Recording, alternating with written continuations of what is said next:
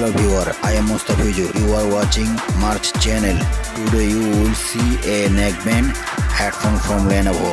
This neckband has a problem. There was no sound coming out of the two earbuds. Continue to see how to fix a neckband earphone. If you are new to the March channel, please do not forget to subscribe. So keep watching my video. Open the cover on the side of the neckband, showing up big. Pull the black part a little.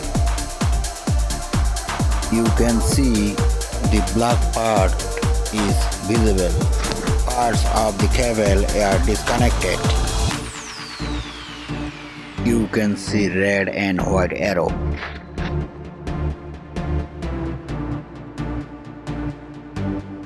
Take two parts of the wire with the help of iron.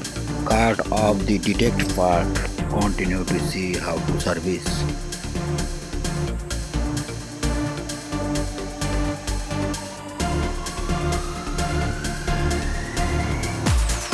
Please do not forget to subscribe my channel.